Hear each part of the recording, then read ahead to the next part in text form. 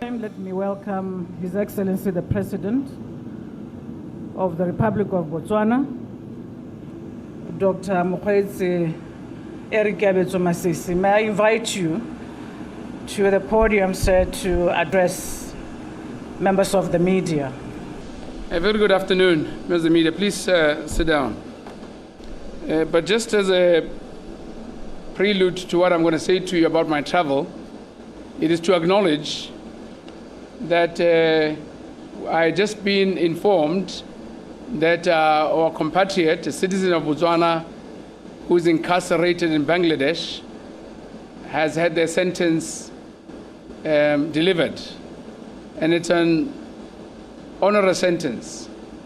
She's been given the ultimate sentence, that of termination of life, because of the charges that have been put against her and the process she has been through. Obviously, as president and as a citizen and as a father and a human being, I feel sorry and wish it had not come to this. But because we are deep respecters of the law, even in other countries, we will do everything we can within the law to try and save her life. And what's left is an appeal. And so we will facilitate, provide counseling and support to the family, but also provide some financial support to enable the final appeal, as is being led by the international human rights organization, Amnesty International. So we ask Botswana to join in prayers and wish that there would be some reason to punish her, but not as severely as she's been punished. I must also remind that even in our own consultations for the constitutional review, Botswana expressed sentiments and views similar to those that prevail now in the country where she's sentenced. So there are some very strong feelings out there about involvement in drug trafficking or the drug trade.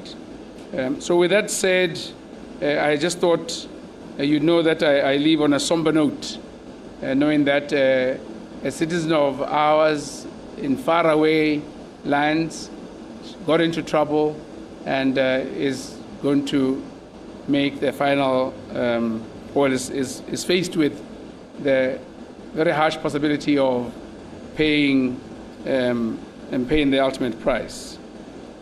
We're also going through the constitutional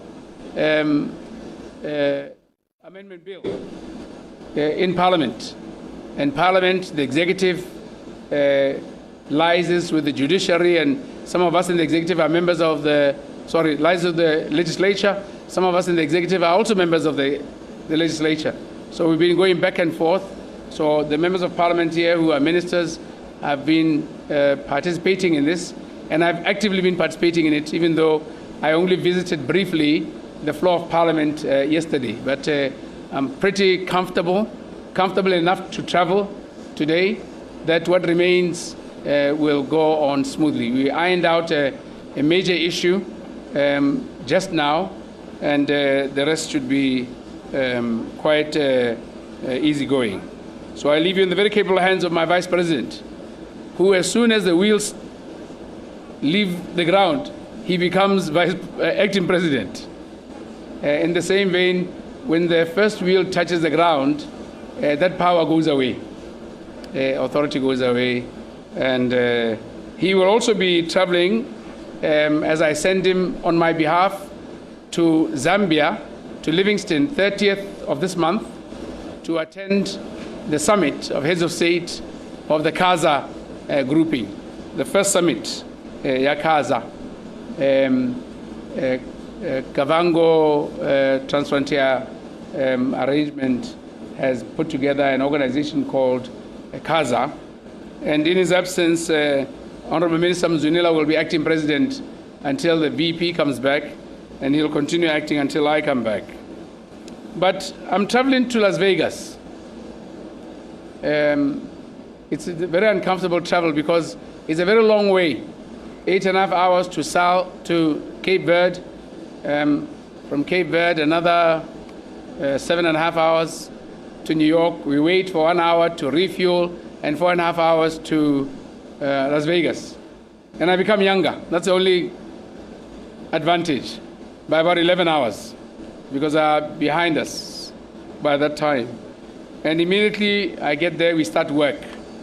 And the reason for going, which was persuasive enough, is because, as you might know, there have been rumblings internationally, particularly to do with companies that market our diamonds, the biggest in the world. Anglo-American owns 85% of De Beers. Anglo-American has been under threat to be bought by others. The most active has been BHP, the biggest miner in the world. And they've received a third bid, which they are reviewing, which has been increased from the first two. And under the laws in the UK where they are domiciled, if they reject this third bid, they then expose themselves to hostile takeover. And it means those who want to buy them can approach their shareholders directly. We are concerned as the Botswana government, and we're watching this very closely, because whoever it is that buys Anglo-American will then buy and become owner of 85% of De Beers. And De Beers is our strategic partner, whom we have been negotiating with and are at the tail end of signing off the agreements that we have with them. One thing is we don't want a hostile owner.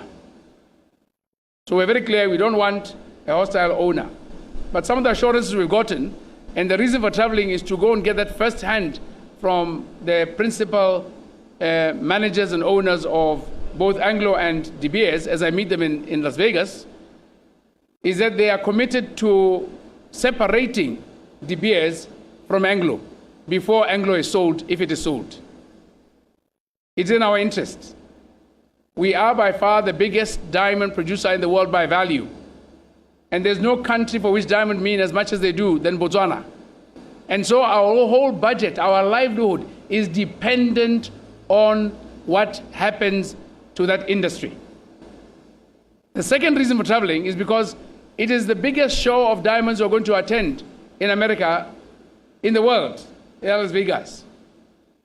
And when it's the biggest, it means all participants, all players in the downstream, the jewelry makers, the retailers, the marketers, the researchers, the technologists, the regulators, everybody is going to be there, including our opponents, those who promote lab-grown diamonds. Our very vicious opponents. If we are the biggest by value, if De Beers is under threat of being bought, we don't know by who, if diamonds mean as much as they do to Botswana, if America as it is the biggest market for our diamonds, there's no responsible president who would sit idly by and watch this go by. Because one of the biggest threats is that if we are absent as the leadership of Botswana, the risk is the retailers, all those participating in downstream, might then lose confidence and be taken over in their alliance by the lab-grown diamond people. And if lab-grown diamonds take our space, you and I are finished. That's why I go.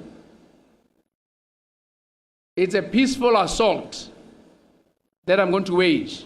So I'm going there to go and give confidence to all who play in our space and to dampen any who are attracted to lab-grown diamond industry, and to reassure our partner, De Beers, our partner, Anglo, right now, because of the agreement, that we are partners. Because we have an agreement that we agreed to, and we have to finish it off. It's important to express confidence to the market. That's why I am going. With that understood, I then had accepted an invitation to South Korea. It's a Korea-Africa summit, the first of its kind. And the reason I accepted it is because Korea is an example country of a knowledge economy. It's that which we want to emulate. Korea has institutions that are participating in our own economy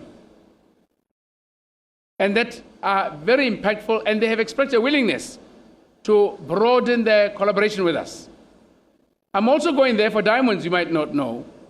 I'm going there because Korea has allegedly developed a new invention which can produce lab-grown diamonds fastest. And I'm going to have a bilateral with the president, a tete-a-tete with the president of South Korea and the leadership there. So I'm going there to protect the interests of this country. And I will report back when I come back. It's a promise. So permit me to say as much, wish you well, and look after yourselves and your country and your partners. No GBV. I say this to everybody.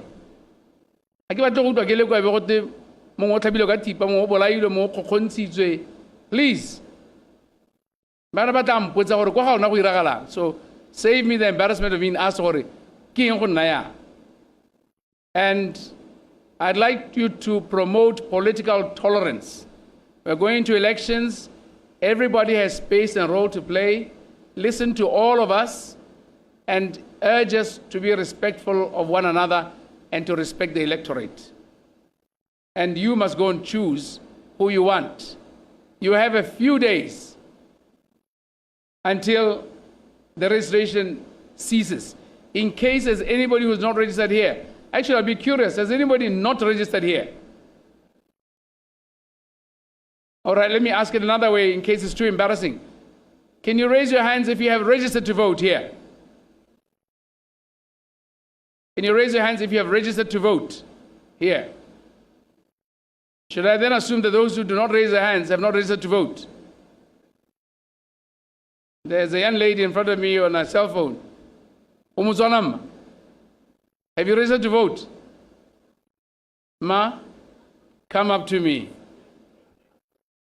Come here.